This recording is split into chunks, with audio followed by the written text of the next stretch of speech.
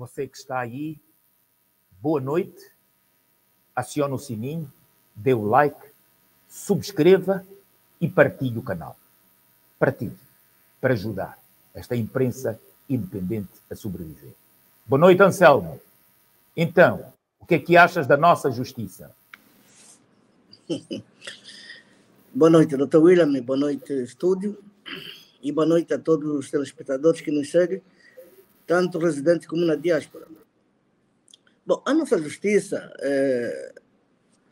como se tem dito, é o cúmulo da injustiça. Na verdade, não seria um erro falar da inexistência da justiça em Angola, porque tudo quanto se assiste todos os dias é mais injustiça do que a própria justiça e não se faz valer o direito.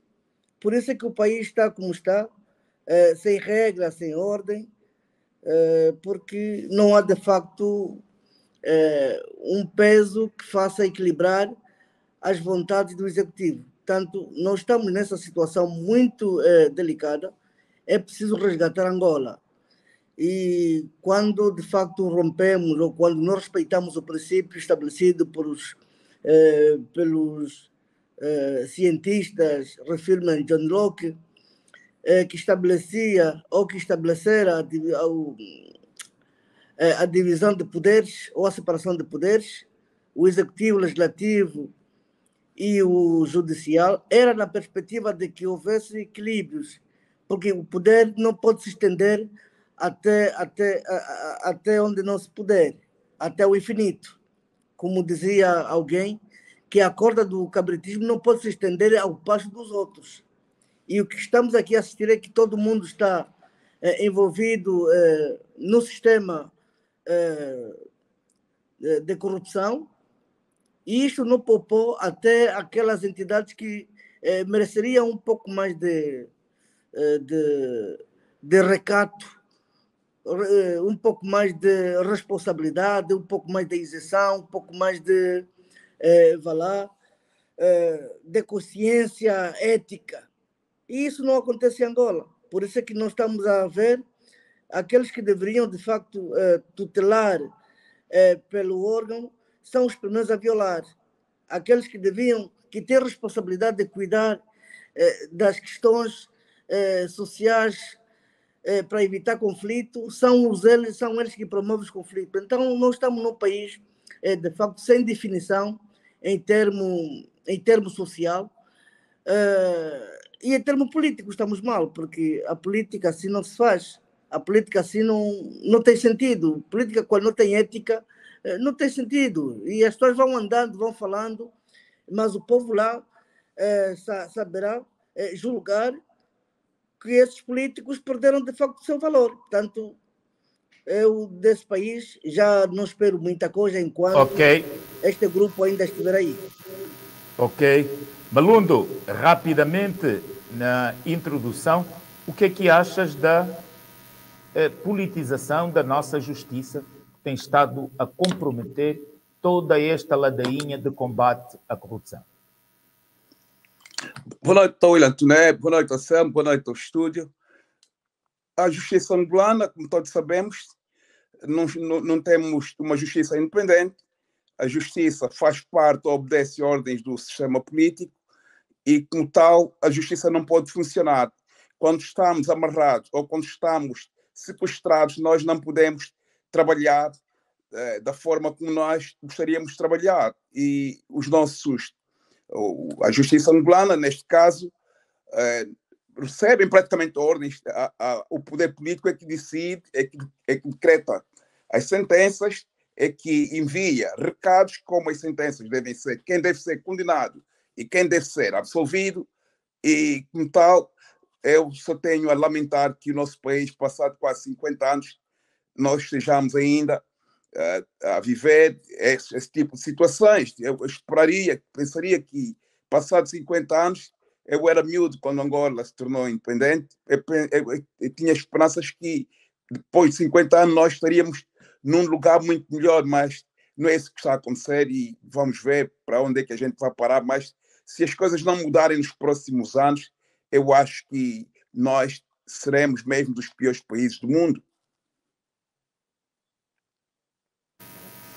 Ok, vamos então à primeira notícia de mais uma peregrinação pelo país e o mundo no noticiário indígena. Você que está aí, dê o like, acione o sininho, subscreva e partilhe o canal. Transfusões regulares de dinheiro. A ministra da Saúde, Silvia Lutucuta, defendeu na cidade de Dallas, Texas, a necessidade de Angola continuar a trabalhar para atrair investidores a fim de diversificar as fontes de financiamento do setor. Não fosse a anedótica afirmação, até seria caso para o governo do MPLA lançar um novo imposto a ser pago sobre quem teima em ser pobre, no caso, mais de 20 milhões de angolanos. Veja-se também o que é feito em Portugal.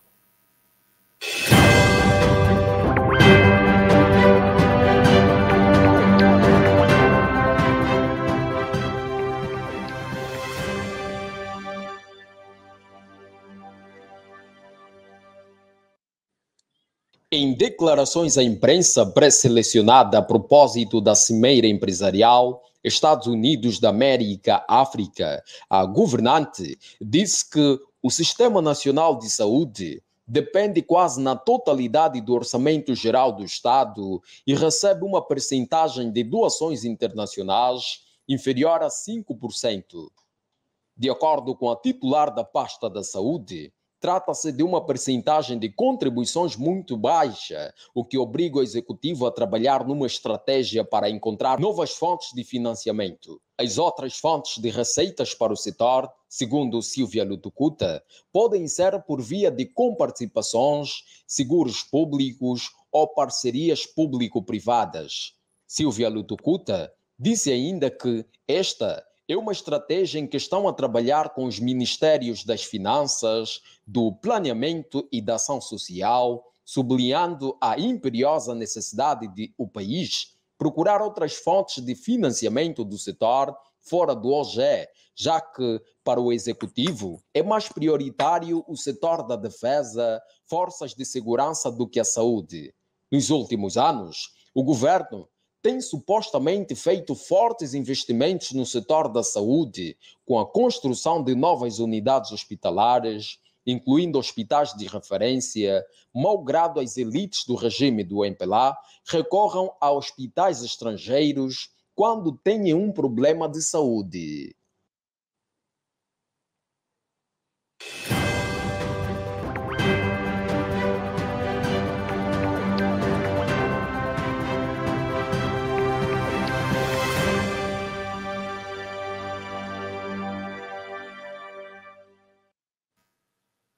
Líderes tradicionais apontam Geló como causador do estado de miséria. Um alegado príncipe do reino do Dongo concedeu uma entrevista em exclusivo ao Folha 8 e, dentre outros temas, lamentou a fome e miséria que graça pelo país. E apontou o dedo às políticas do presidente da República, João Manuel Gonçalves Lourenço.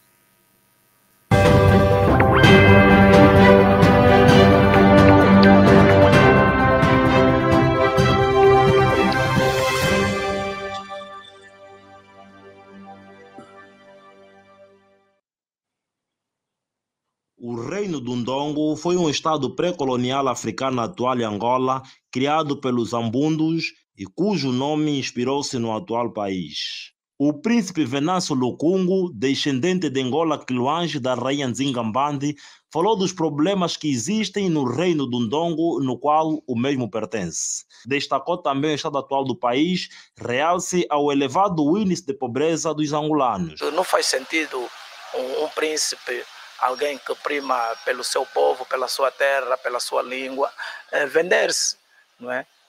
Quanto custa Angola? Angola não tem preço. Então, é uma das grandes razões que temos alguns pequenos problemas dentro do reino. Os políticos estão com medo da família real para resgatar aquilo que é nosso. Angola, todo mundo sabe que Angola é dos angolanos, Angola é um reino, ok? E que existe rei, não é? Eu, pelo menos estou aqui em representação do rei, do reinado, e que estou preparado para reinar dentro do contexto social angolano. Não podemos ver o que nós temos visto no nosso país, crianças a passarem fome, jovens a prostituírem-se, polícias a ganharem um salário de miserabilidade, os tropas, não é verdade, os homens das FA a ganharem miserabilidade, quer dizer, pessoas apanharem a comida no contentor de lixo, a escassez do pescado, a escassez na alimentação básica do povo. Quer dizer, a vida social disparou de tal maneira imprescindível.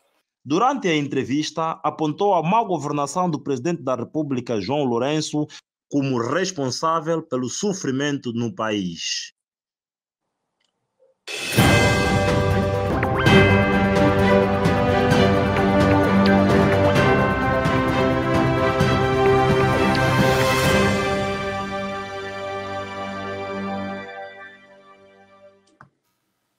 Então, Anselmo, um acordo no domínio da saúde mobilizando empresários americanos.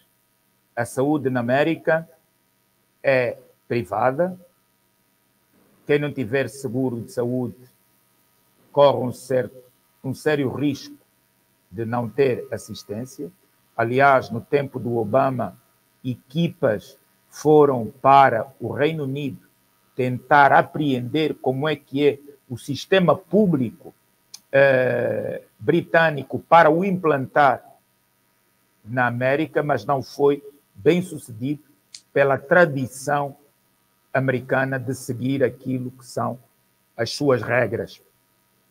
Então, achas possível que se venha um empresário ligado à saúde investir quando nem há seguradoras credíveis, nem há tantas pessoas que tenham seguro de saúde?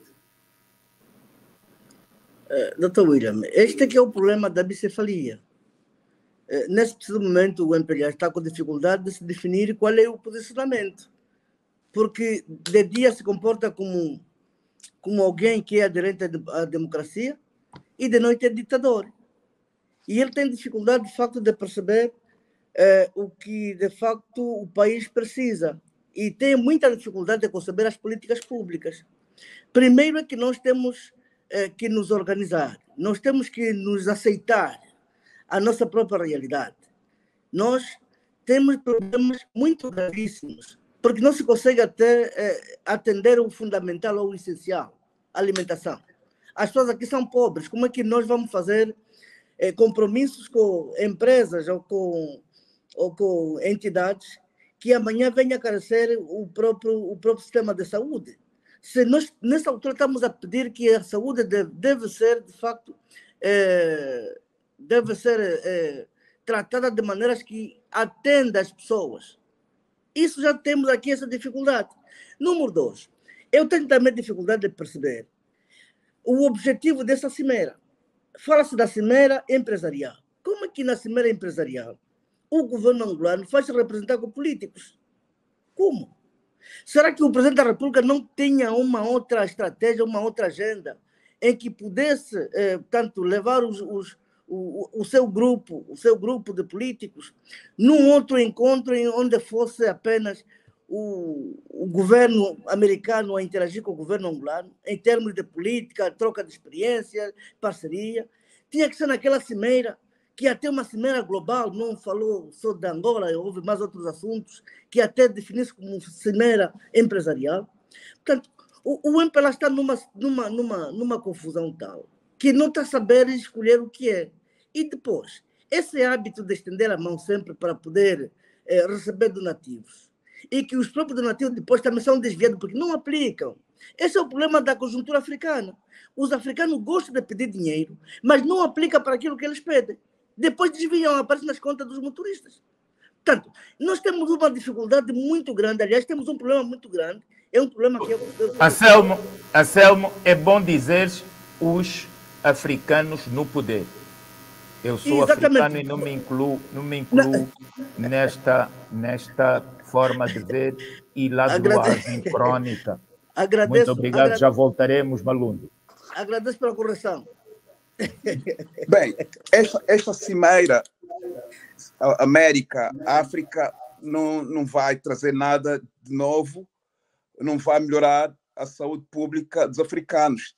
Antes, pelo contrário, eu acho que é mais uma negociata que foi feito e os africanos continuarão a sofrer os problemas. A indústria farmacêutica norte-americana controla e eles não perdem, eles não abrem mão. O que o Dr. Lantonet disse há bocado, porque no Reino Unido, por exemplo, o Serviço Nacional de Saúde é gratuito. Na América já não. Aqui não se paga seguro.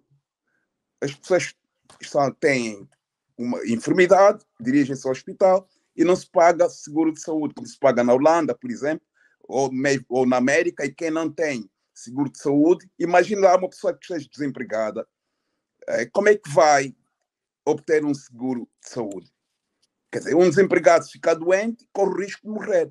Esse sistema, essa política dos americanos, não é, quer dizer, nós não podemos importar, e se os nossos governantes vão para a América para importar políticas que venham ainda prejudicar ainda mais o nosso povo, isto será o genocídio em África.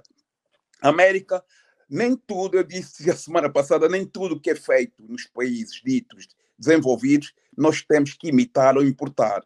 Como podem ver, o Dr. Lantonet disse categoricamente que o Reino Unido tem o Serviço Nacional de Saúde, o Obama quis importar este sistema, o método, o sistema, que funciona aqui para a América, mas eles rejeitaram.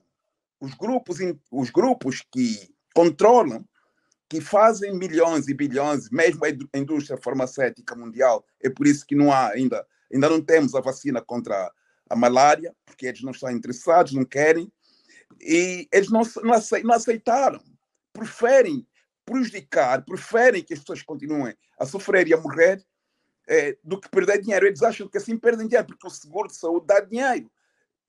Fazer grátis, privatizar, não é privatizar, fazer grátis, eles vão perder dinheiro. Portanto, eles colocam o dinheiro acima das pessoas. E nós não podemos imitar nem importar essa política norte-americana. Em Angola, o nosso sistema nacional de saúde, quer dizer, é precário.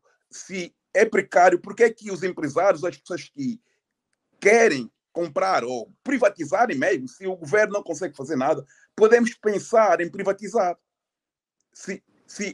Para que as pessoas não vão comprar medicamentos no mercado, quer dizer, tem que se arranjar formas para que a saúde em Angola seja de boa saúde. É só isso. Tem que se arranjar políticas para isso. Soluções. Ok. Um número crescente de cidadãos e autoridades começa a apontar o dedo a esta crítica situação econômica ao presidente José Eduardo dos Santos. Vocês partilham que ele é o grande responsável pela fome, miséria e desemprego, pelo seu governo ser unipessoal, ou todo o conjunto e o programa do MPLA é que é um programa ruim que amarra o presidente da República, também chamado João Manuel Gonçalves Lourenço? Sim. O doutor agora corrigiu porque citou primeiro Eduardo dos Santos, já é falecido. Não, o responsável número 1 deste hecatombe econômico, financeiro no país e social é o presidente da República, titular do Poder Executivo, comandante-em-chefe, vá lá, todos os títulos, porque é ele que não está a saber, de facto, capitalizar as potencialidades para transformar numa economia real. Nós vimos dizendo sempre, desde que ele tomou posse, que a metodologia que ele havia adotado era errada. Não haveria de conseguir, portanto, lograr alguma coisa com êxito, porque ele perdeu muito tempo em destilar ódio, perseguir pessoas, manifestar aquele mau caráter. Pensava que o tempo fosse renovável. O tempo não se renova. E aquilo foi agravando o já frágil tecido econômico que pouco existia, e agora tudo ficou zerado, né? Não se conseguiu fazer, apesar de muitas bocas, diversificar a economia, coisa muito simples aqui no nosso país. E eu, nas minhas aulas, meus alunos, aos meus estudantes, digo que o nosso país, per si, já é diversificado. É só olhar para cada região as potencialidades que apresenta. Não era necessário alguém falar da diversificação, porque já temos uma coisa, algo natural. Isso até não se conseguiu. E para mais, o centralismo exacerbado. O Presidente da República, quer dizer, não pode ser ilibado de nenhum centavo de culpa. Por quê? Primeiro é que ele centralizou tudo, concentrou tudo em torno de si próprio. Aquilo que podia até ajudar um pouco na dinamização da economia, ele concentrou. Ora, o setor da construção também é um elemento dinamizador da economia. Mas como é que é possível um país tão grande haver apenas uma empresa autorizada para poder intervir na área da construção? Como é que um país tão grande haver uma empresa a ser autorizada para intervir na área do comércio? Veja, desmantelou-se o Ministério da Agricultura, extinguiu-se o Ministério da Economia, não se faz sentir o Ministério do Comércio. O país está, de facto, à deriva. Isto cabe sim na cabeça do presidente João Lourenço, que não soube fazer leituras, não soube ouvir até muitos conselhos que as pessoas tinham para poder o emprestar, não soube, portanto, assumir-se como presidente dos angolanos. Ele ficou perdido entre ser chefe do partido e, ao mesmo tempo, ser gestor de todos. E daí o desastre. Malundo, não tem como ele safar-se disto. É o responsável número 1. E depois o partido dele, que sempre andou à roda disto com políticas ou com comentários bajuladores, que não conseguiram descobrir ou despertar o homem que estava, de facto, a ser induzido. Malundo. Nesse momento ele está induzido. Sim. A fome é mãe de muitos problemas em Angola. A fome, quer dizer, a fome... Como é que nós queremos que a nossa economia, que você está a falar, venha se desenvolver quando os trabalhadores vão trabalhar com fome? Como é que queremos que os nossos alunos, estudantes, tenham um rendimento escolar quando vão para a escola com fome? Como é que queremos que os professores consigam dar aulas em condições quando ficam 8 horas sem comer, sem as mínimas condições? Não há as mínimas condições nas salas de aulas, é calor. Eu não sei como é. O angolano é um povo muito resistente. Se fossem outros povos, por exemplo, muitas crianças iriam desmaiar com o calor no ar-condicionado e depois com fome. Quer dizer, teríamos tantos problemas.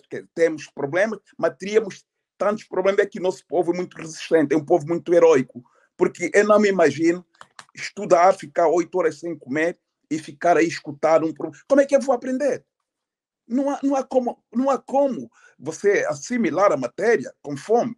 Não há. Agora, os culpados são conhecidos por todos. Os culpados são aqueles que não fazem o que deviam fazer. Os culpados são aqueles que ocupam cargos de poder ou governamentais. Esses são os culpados. Todos nós sabemos quem são. Não é a oposição. A oposição não tem nada a ver com não estar a governar.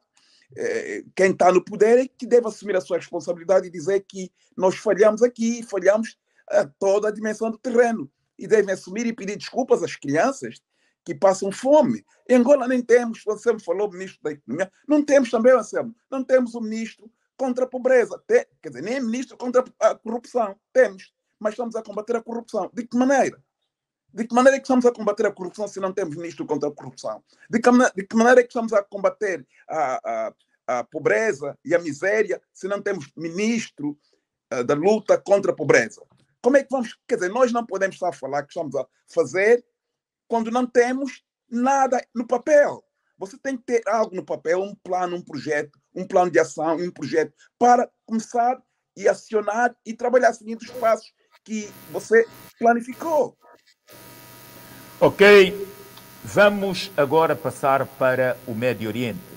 Israel controla Rafah e impede ajuda a civis. A cidade de Rafah, na faixa de Gaza, está perante uma invasão iminente, com constantes bombardeamentos aéreos.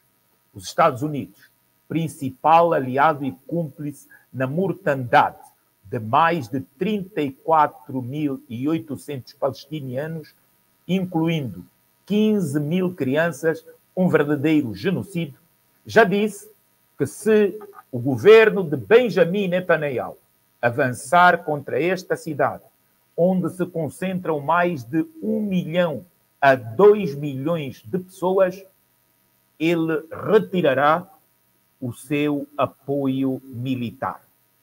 Deixará de fornecer armas, projéteis e munições indispensáveis. Mas o genocida Benjamin Netanyahu já veio responder ao seu aliado Biden. Não só teve a garantia para já que a cúpula de ferro será mantida, mas ainda assim, em resposta, Benjamin Netanyahu disse que nem que seja com as unhas, eles vão avançar até o fim para decapitar o Hamas. Eu não sei se ele tem noção da história. Se tem, os judeus sofreram, mas Hitler não conseguiu eliminar-lhes. Será que eles têm a varia mágica e Benjamin Netanyahu e a sua cúpula guerreira foram ungidos finalmente por Deus, coisa que antes nunca este o fez, para então eliminarem o povo da Palestina? Bom, a verdade é que esta saga genocida tem estado a contaminar setores importantes da América, como as universidades. Há greves e manifestações, elas estão paradas e as manifestações estão-se a expandir, contaminadas pelo gesto americano. Assim, a mobilização pró-palestiniana nas universidades continua. É verdade que há um bloqueio, mas a de Washington há forte concentração, não só de estudantes, mas como de pessoas. A principal rua, porque é bem perto da Casa Branca, está fechada, mas está apinhada de gente que condena a colaboração cúmplice do governo de Joe Biden. Vai custar-lhe muitos votos, porque a diplomacia do atual governo americano, infelizmente, é ruim. Antony Blinken não consegue juntar as pontas dos nós. É quase desrespeitado. Ninguém já o leva em consideração em todos esses seus esforços. Canadá, as principais universidades também estão em greve. Logo depois, a de França. Hoje também disseram que vão prosseguir as manifestações até que o governo decida dialogar para se encontrar um denominador comum. Não mais assistência a Israel, que mata inocentes. No Reino Unido, timidamente, também vão ocorrendo algumas bolsas, vão aparecendo algumas bolsas nas universidades de contestação. Por isso, Israel não está bem.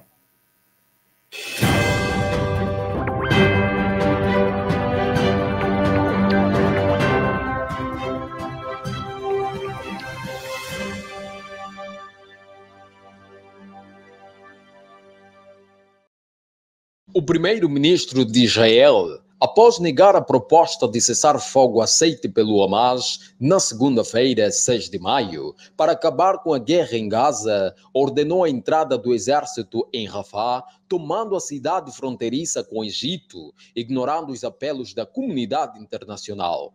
Enquanto prosseguem as operações militares, as partes não anunciaram a suspensão das conversações no Cairo. No entanto, as Nações Unidas anunciaram na terça-feira, 7 de maio, que o exército israelita negou acesso a Rafah, a principal porta de entrada da ajuda humanitária no território palestiniano. O alto representante da União Europeia para Assuntos Externos e Segurança, Joseph Borrell, alertou que a ofensiva provocará uma crise humanitária ainda maior do que a que Gaza já sofreu. Os governos da Jordânia e da Turquia condenaram a tomada de Rafah. Numa mensagem, o ministro dos Negócios Estrangeiros da Jordânia exigiu paralelamente que o Conselho de Segurança da Organização das Nações Unidas intervenha imediata e firmemente.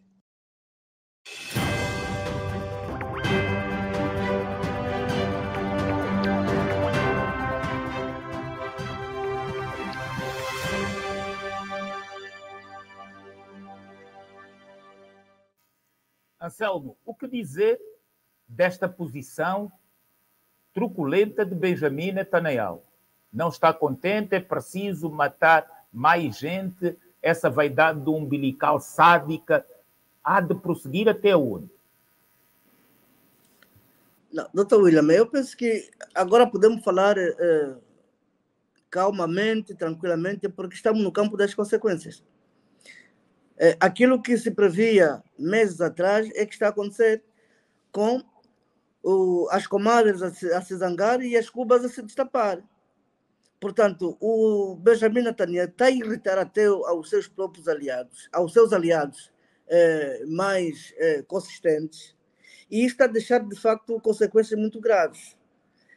E eu não sei o que é que anda na geografia mental do senhor primeiro-ministro israelita. Está convencido que a loucura pode lhe compensar. Muito pelo contrário, ele está a esticar muito a corda e eu continuo na minha maneira de ver as coisas que ele acabará por sair-se muito mal dessa história. Portanto, se não saia bem, sairá a mal.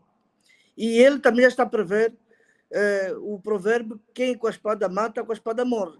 Por isso é que ele está todo entusiasmado, todo enlouquecido, que não quer ouvir o conselho de ninguém, como que ele fosse o dono da razão. Mas também, por outro lado, ontem eu vi pelo menos uma mensagem do Hamas a dizer que a entrada da tropa israelita em Rafah não será piquenique. Se não será piquenique, eu penso que também estão a preparar alguma investida. E o Hamas está a trabalhar com uma inteligência fora de série. É que ele está a negociar, e no campo das negociações também não se pode ignorar, no campo das negociações estão muito avançados e quase que o Hamas está a impor a sua agenda. E lentamente Israel está a ceder, só por um orgulho que não aceitou a semana passada fazer o acordo, porque os elementos preliminatórios já estavam feitos.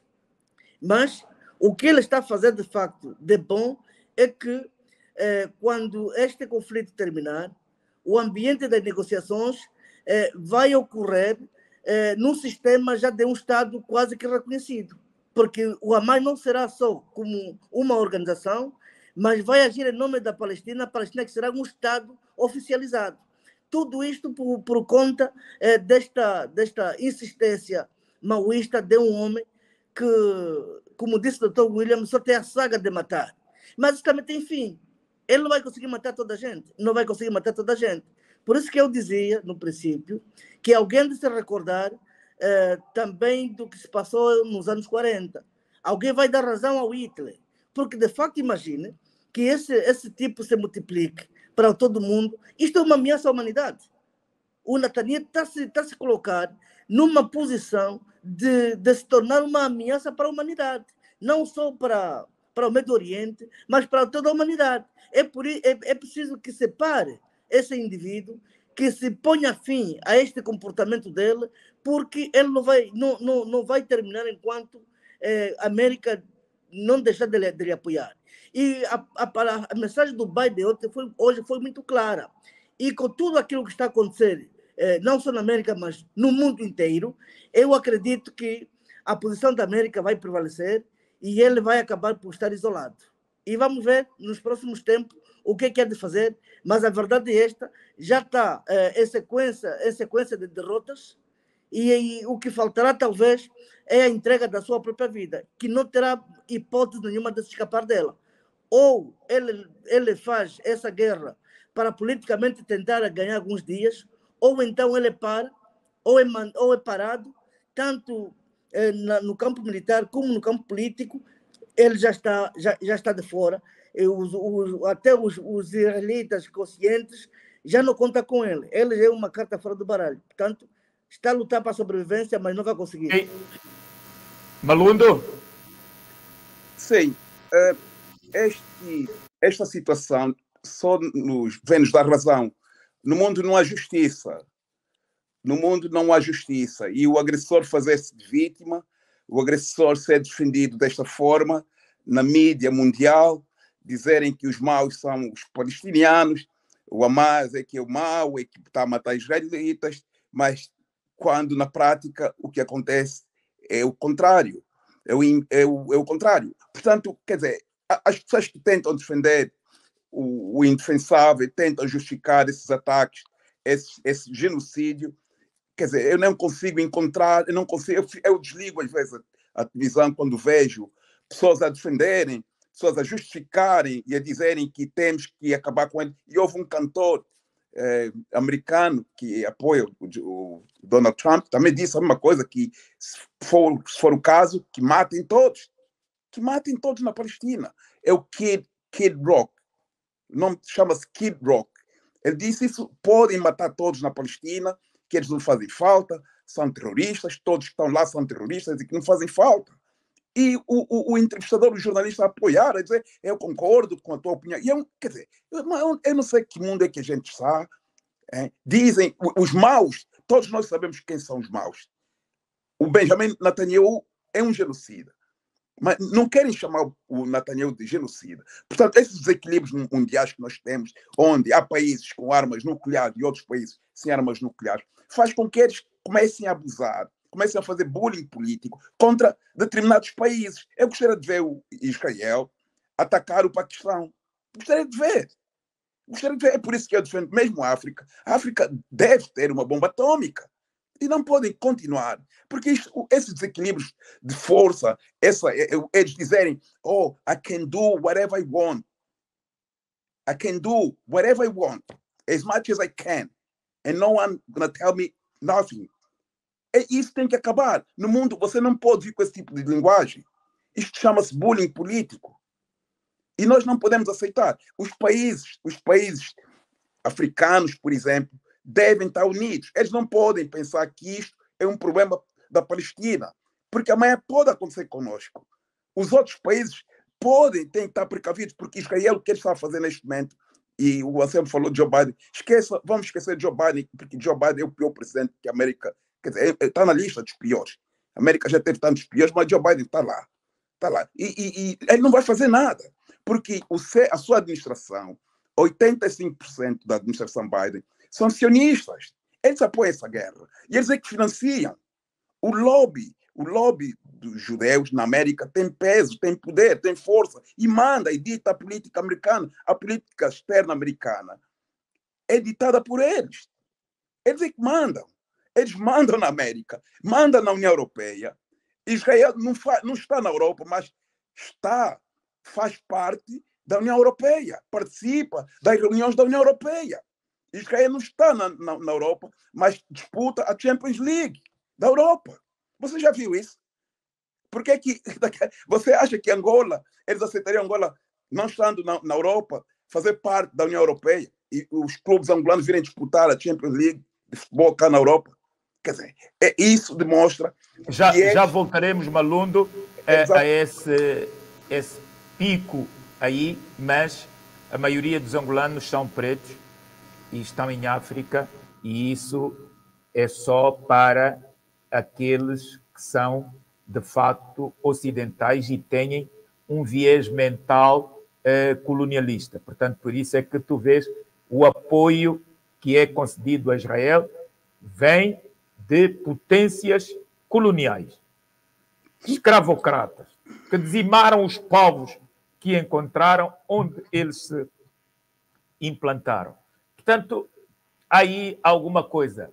Se os Estados Unidos fosse tão bom, fosse honesto, fosse amante da liberdade, iria apoiar mais os povos africanos, mais a Libéria para iniciar. E vamos já para o outro extremo. O Malundo também teve aí no Reino Unido o Dia da Vitória comemorado. África bate na cheia, diz Putin. Na mesma altura em que o presidente da Guiné-Bissau, Umaro Sissoko Embalo, desfilava em Moscou ao lado de Vladimir Putin. No dia 9 de maio, um deputado guineense do Movimento para a Alternância Democrática, MADEM G15, por sinal, um dos partidos que apoiou Umaro Sissoko, Manuel Irânio Nascimento Lopes, de 57 anos, foi detectado no aeroporto Humberto Delgado, em Lisboa, após um voo da transportadora aérea portuguesa TAP, proveniente de Bissau, com 13 quilos de cocaína dissimulados na bagagem.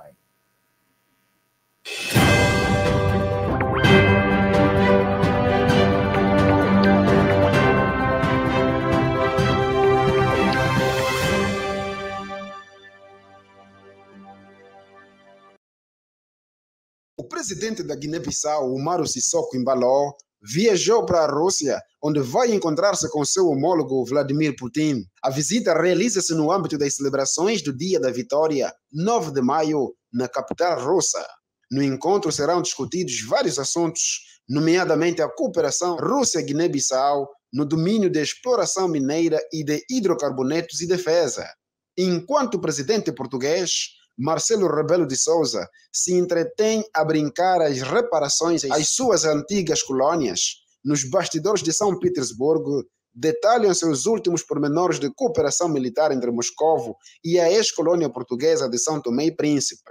Quanto a esse elefante branco chamado Comunidade dos Países de Língua Portuguesa, CPLP, mantém-se ligada, não se sabe por quanto mais tempo, ao suporte básico de vida, prevendo-se que o estado de coma resulta na sua morte. Tiago André Lopes, especialista em relações internacionais, critica em declarações à CNN Portugal a aparente ineficácia da diplomacia portuguesa, prevendo que a Rússia está preparada para expandir a sua influência para as outras ex-colônias portuguesas.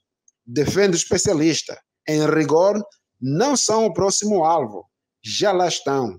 O acordo militar, assinado em abril e já implementado, abrange várias áreas, desde o treino militar conjunto até a presença de aviões e navios de guerra russos no arquipélago. O pacto é celebrado por um período indeterminado.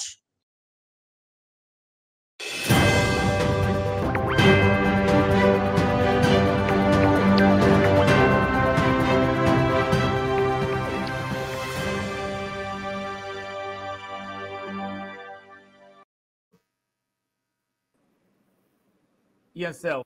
Ouvimos, Anselmo, o que dizer? Sendo que, afinal, a presença da Rússia nas ex-colônias nunca foi uma novidade. Sempre estiveram com elas, desde a luta de libertação até agora.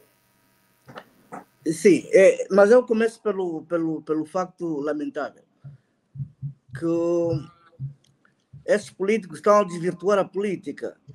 O deputado que foi apanhado com a cocaína na bagagem, tanto isso tudo pertence pelo dinheiro. E a política com dinheiro, penso que não resulta em credibilidade, não resulta em razão da existência da própria política. Isto só descredibiliza só faz com que as pessoas se desinteressem, porque há uma incompatibilidade hoje nas vidas das pessoas, que ao invés de fazer aquilo que elas deviam fazer, vão para os negócios negociatas e acaba-se por sujar, de facto, o bom nome de uma ciência que é muito admiro, muito adoro, que é a minha área de especialidade. Dito isto, a razão do presidente da Guiné-Bissau estabelecer acordo com os outros países, eu penso que a questão da CPLP deve ser vista numa perspectiva simplesmente de amizade. Não pode interferir na soberania dos países, porque Guiné-Bissau, como sabemos, é um país soberano. Se esse é país soberano e independente, ele tem toda a liberdade de escolher os aliados a quem acha que lhes serve os seus interesses. O que tem a ver a CPLP? Mas então a CPLP não anda aí há muito tempo. Os guineenses, os angolanos não morrem de fome. O que a CPLP faz? Né? Há muita coisa que a CPLP é cúmplice, e um Estado avisado, um governo avisado, tem que arranjar alternativa, mecanismo para manter o seu perfil, o seu Estado inviolável, independente e soberano. Eu penso que vai custar para aquela gente, porque estão habituados a querer dominar as pessoas como cachorros. Isto já não é aquilo que era antigamente. Somos independentes, somos soberanos, e nós temos que perceber como é que nós vamos poder, de facto, criar condições para mantermos os nossos territórios invioláveis, a nossa segurança e a nossa soberania, porque só é soberano, só é independente aquele que tem capacidade, que tiver, de facto, condições. Nós não podemos estar a olhar para a CPLP com Portugal, a antiga colônia, a querer nos impingir os seus maus hábitos de nos explorar, enquanto eles vão vivendo as suas vidas. A CPLP não intervém quando há problemas. Quando há problemas, a CPLP não aparece. Nós temos tido problemas, estamos a ver problemas, por conta dessa própria organização chamada CPLP, que muita gente diz que a CPLP é uma figura decorativa. Não faz absolutamente nada. O que é que impede São Tomé, Guiné-Bissau, estabelecer relações com os países que eles acham que eles podem oferecer alguma coisa para o benefício dos seus países, dos seus povos? Eles que se zanguem. Mas a verdade é esta: nós não podemos ficar de braços cruzados a olhar só para aqueles que vêm com os verbos, enquanto o povo nosso vai sofrendo. Eu penso que não estou de acordo, porque não pode haver interferência. Temos um acordo de cooperação, de amizade normal. O resto, a vida continua, e os povos não podem ser sacrificados por interesses e confessos. A CPLP o que é que faz? A CPLP o que é que representa? A CPLP o que é que faz de ajuda aos povos? Nós temos que arranjar maneira de nos tornarmos mais fortes e tornar o nosso povo também evoluído, se for o caso. Ok, Anselmo, a CPLP promove os vinhos portugueses, o campeonato português, o bacalhau à Brás e a Gomes de Sá, e isso sim é a grande promoção da CPLP. O resto não tem pressa. Malundo. Bem, Angola não assinou nenhum acordo de exclusividade com Portugal. Angola é um país soberano, independente, entre aspas, mas Angola não tem nenhuma exclusividade comercial com Portugal, de que só pode fazer negócios com Portugal. Angola é livre, os nossos governantes pensam que sejam livres, pelo menos mentalmente, e estão livres de fazer negócios com qualquer Estado membro, ou com a América, quer seja com a América, com a China, com a União Europeia, com a África, países africanos, e eles podem fazer isso. Eles não têm que se limitar a dizer que só podem trabalhar com Portugal. Isto não está escrito. Não está escrito. E Portugal não pode se refugiar, ou os políticos portugueses, ou os comentadores portugueses, não podem se refugiar ou usar o subterfúgio CPLP, até que Portugal está na União Europeia.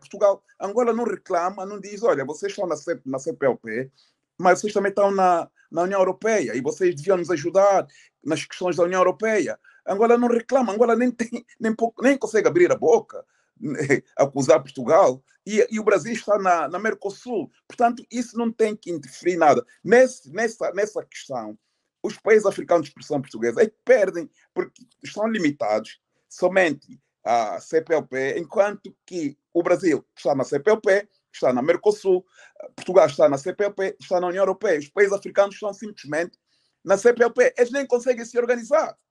Do meu ponto de vista, esses países africanos de expressão portuguesa, eles deviam estar mais unidos e faziam um bloco forte em África. Era isso que eles deviam fazer. Sem Portugal, sem Brasil. Os países mesmo africanos, eu não estou a dizer para discriminarem Portugal e Brasil e a Guiné Equatorial, não.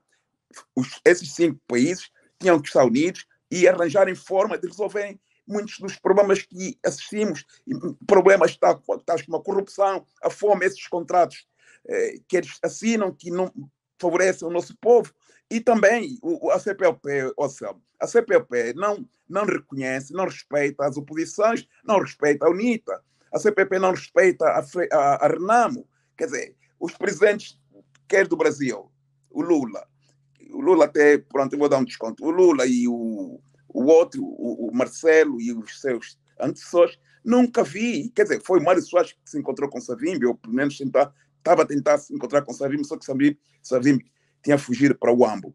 Mas não, os outros, nada, nunca vi. Os primeiros-ministros, Guterres, Passos Coelho, António Costa, todos eles, não vi. José Sócrates, nunca fizeram isso, nunca demonstraram interesse em falar com a oposição. Portanto, a CPLP, para mim, não me diz muito, é uma organização obsoleta, que não tem significado, que não faz nada para resolver ou ajudar a resolver os problemas que o povo angolano atravessa. É só isso.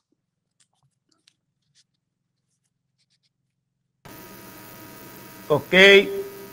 Esta foi mais uma peregrinação pelo país e pelo mundo. Vamos agora entrar no grande tema. Temos um novo... Custam umas palavras. Ajuda-me, Malundo. Sim. Ajuda-me, Anselmo, se sabe do que é que nós vamos começar a falar.